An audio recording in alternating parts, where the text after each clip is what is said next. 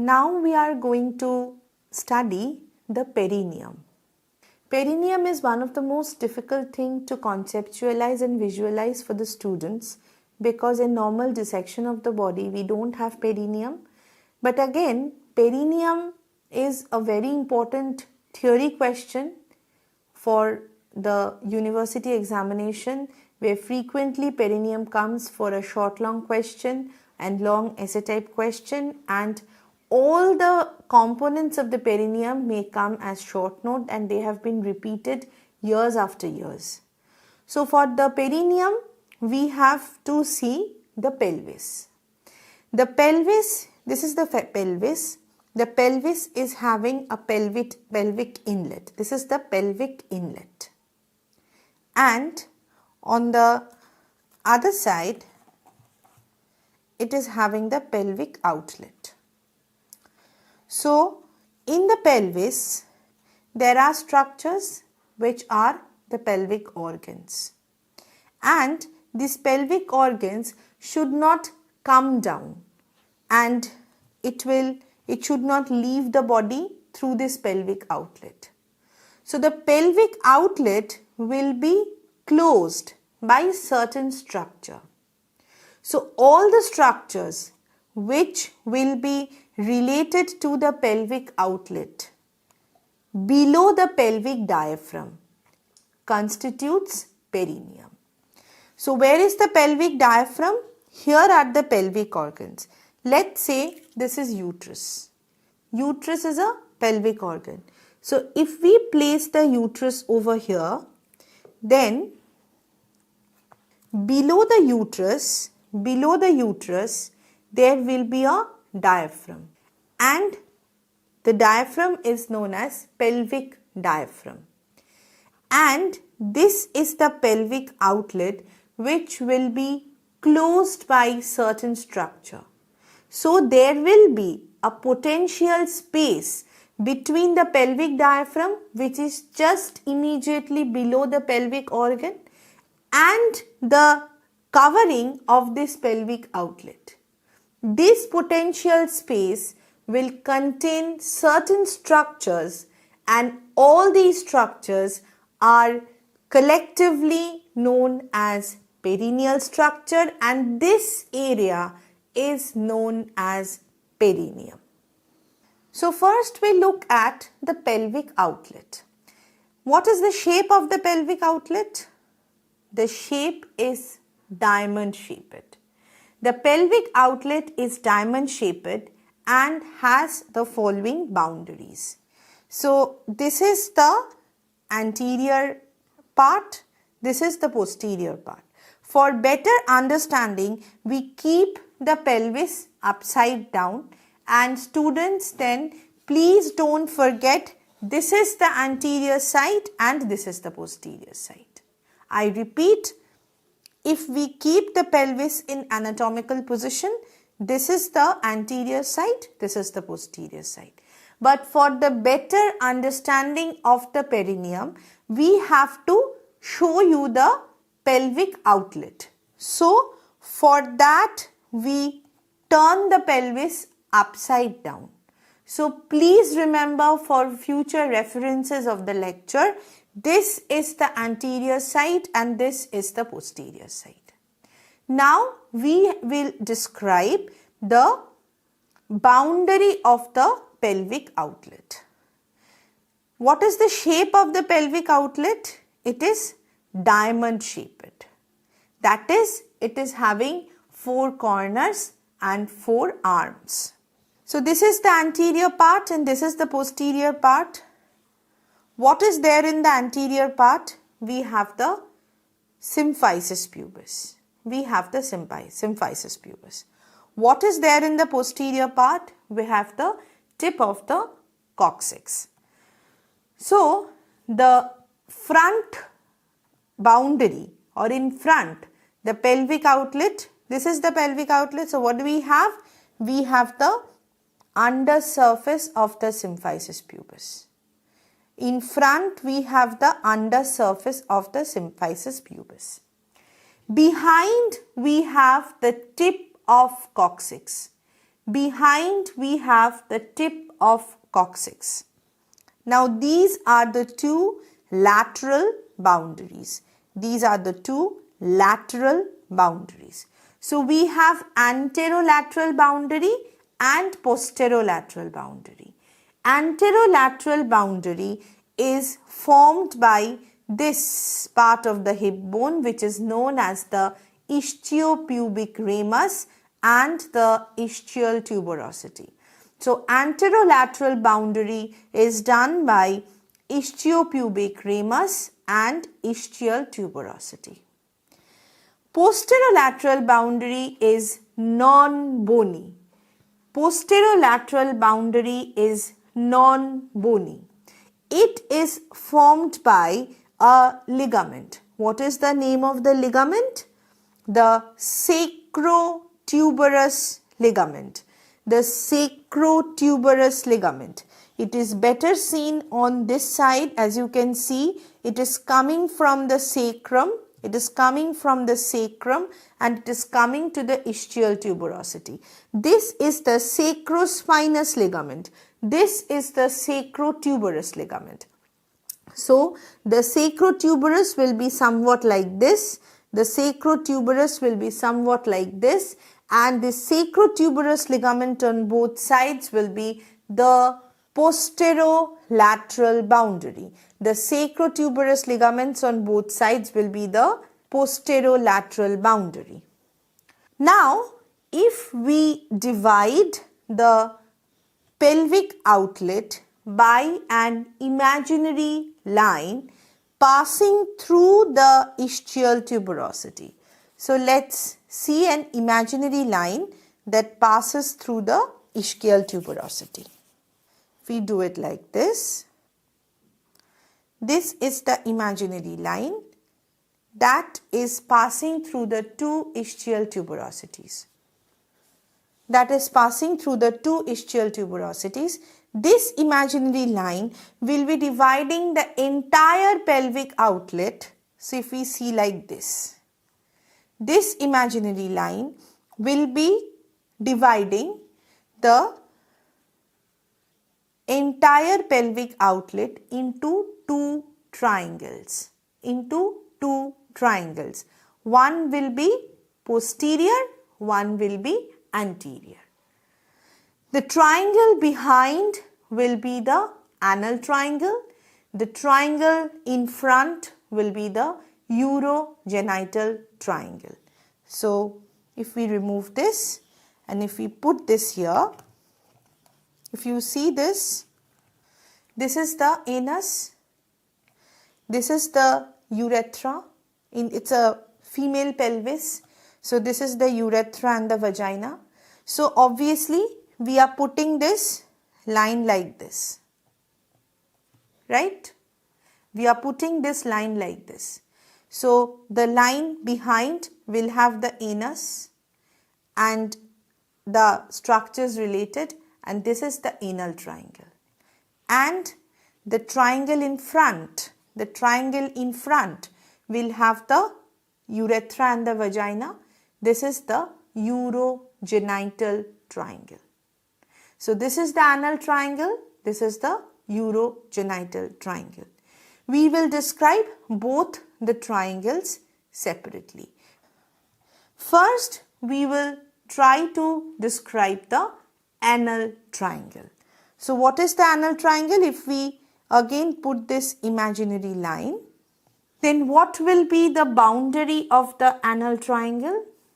The boundary of the anal triangle will be posterolaterally the sacrotuberous ligament, anteriorly the imaginary line joining the two ischial tuberosities, and posteriorly the tip of coccyx. This anal triangle is having a very important fossa on its two sides, which is known as the ischiorectal fossa. So, which is the ischiorectal fossa? If we see, this is the anterior part, this is the anterior part, this is the posterior part. this is the gut tube, and this is ending as an anus. So on the two sides of the anus and the rectum, we will have two wedge shaped fossa. So you can see the gut tube over here, and this is the anus. So we are seeing the anal triangle from inside.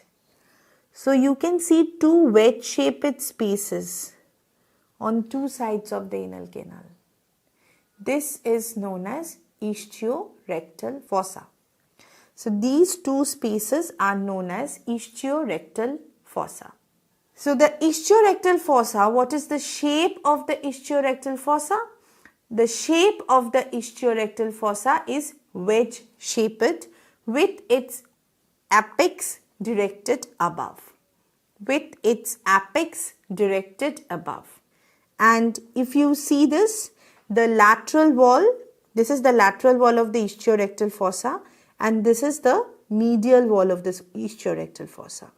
So the lateral wall is vertical, the medial wall is slanting.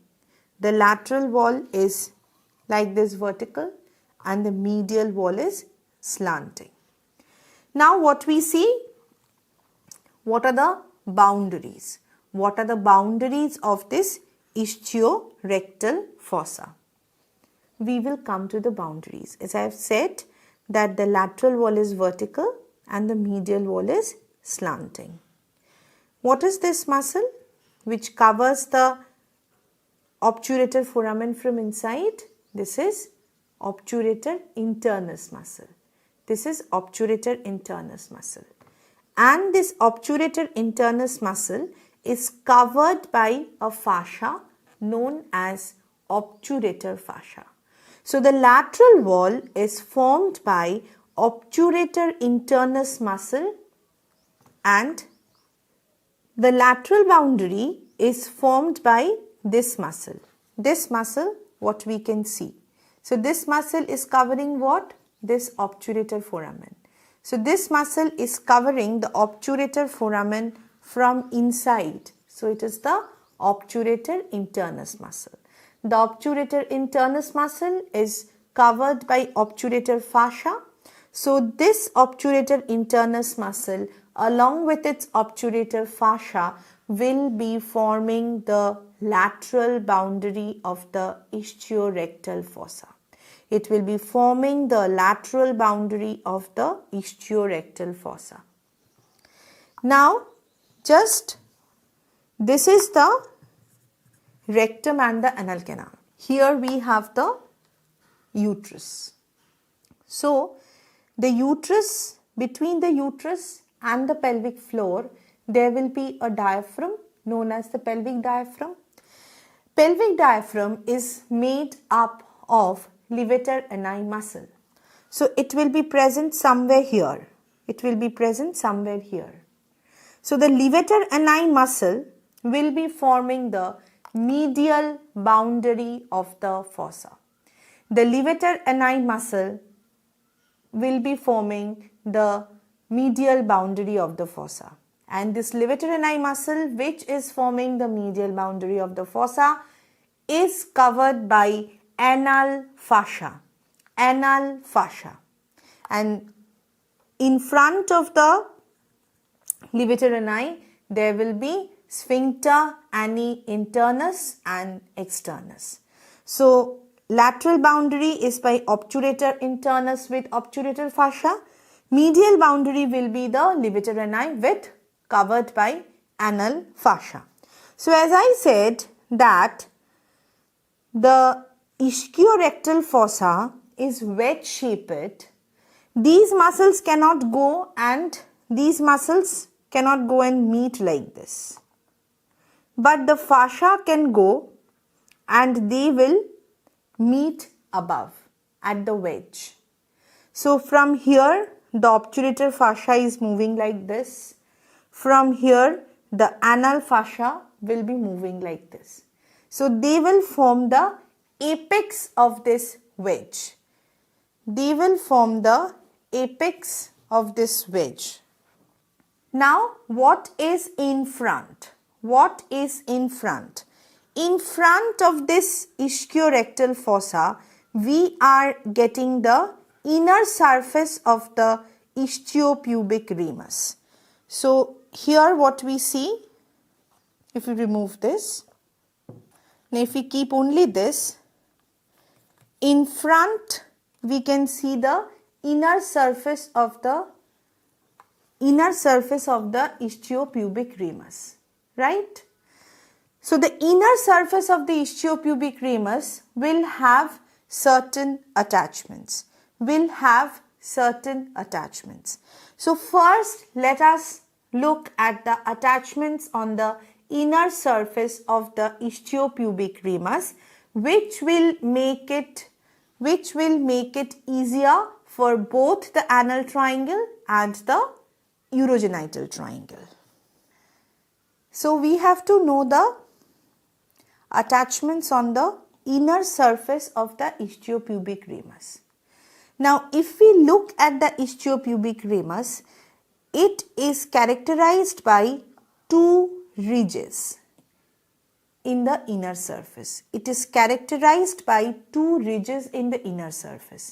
And these two ridges will be dividing the whole of the ischiopubic ramus into the inner surface, into the pelvic surface of the ischiopubic ramus is divided into three compartments by two rough ridges.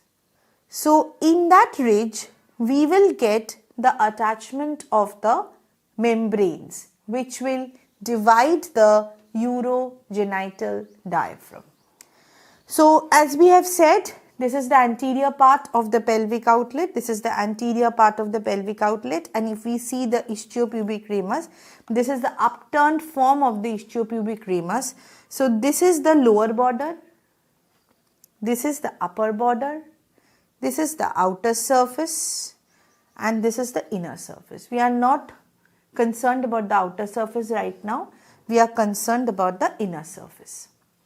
Now, this is the lower border. The lower border will give attachment to a fascial known as fascia collis. So the fascia collis is attached along the lower border of the ischiopubic ramus. Okay. Now we have the two ridges, the lower one and the upper one. The lower one will be giving attachment to the perineal membrane. The lower one will be giving attachment to the perineal membrane. And if we see the upper one will be giving attachment to the superficial layer of urogenital diaphragm.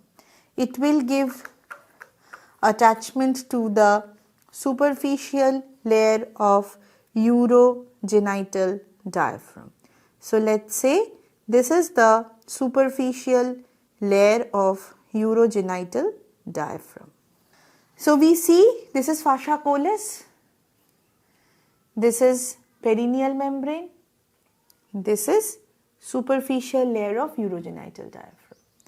Dividing the whole of the ischiopubic ramus into an upper area, into an intermediate area in between the superficial layer of urogenital diaphragm and the perineal membrane, and the lower area where there is which is between the perineal membrane and fascia collis. So we will have muscle attachment. So first of all, we will go for the muscle attachments. First here we will have two muscles. This is Ischiocavernosus, and there will be another muscle known as superficial perineal group of muscles, transverse perineal superficialis. So this muscle is kept in a transverse way. So this is the transverse perineal superficialis, because here there will be one, here there will be one. It is disposed in a transverse manner. So this is transverse perineal superficialis, and this is the ischiocavernosus. Then between the perineal membrane and the superficial layer of urogenital diaphragm, we will get another muscle which is obviously inside the transverse perineal superficialis. So it is deep to transverse perineal superficialis, and this is known as transverse perineal profundus, deep muscle, transverse perineal profundus, and above it there will be attachment of the obturator internus muscle. Above it there will be attachment of obturator internus muscle. So if we see that the attachment, the lower border will be giving attachment to fascia collis. Next we have the transverse perineal superficialis and the ischiocavernosus. Then we have the perineal membrane. Then we have the deep transverse perineal or transverse perineal profundus. Then we have the superficial layer of urogenital diaphragm, and above the superficial layer of urogenital diaphragm we have the obturator internus muscle. So this is the attachment of the inner surface of the ischiopubic ramus. Now if we are coming to the ischiorectal fossa. So if you remove this, these two are the ischiorectal fossa, where we have, let's say, this is the anus, right? So these two are the ischiorectal fossa. So here there is obturator internus, here there is obturator internus. Then here we have the levator ani. Here the obturator internus is covered by obturator fascia. Here the levator ani is covered with anal fascia. So in front, what is there? In front there is this perineal group of muscles separated by the perineal membrane.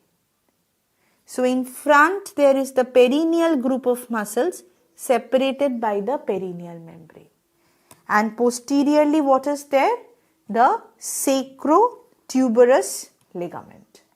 Posteriorly there is sacrotuberous ligament. Now why the ischiorectal fossa is there? The ischiorectal fossa is having a lot of fat in it, and this fossa helps to have a cushioning effect on both sides of the anal canal, because it's a very soft organ, and also during defecation there is increase in the diameter. During the stress there is increase in the diameter of the rectum and the anal canal, for which we need to give it space to expand. Since it is packed with fat, it has space to expand. So here are two recesses of this ischiorectal fossa. This is the ischiorectal fossa. Here is the pubic arch. This is the ischiorectal fossa, and here is the coccyx. So it will have an anterior recess over here just behind the pubic arch, and it will have a posterior recess near the coccyx. Now we have to see how is the fascial distribution of the ischiorectal fossa.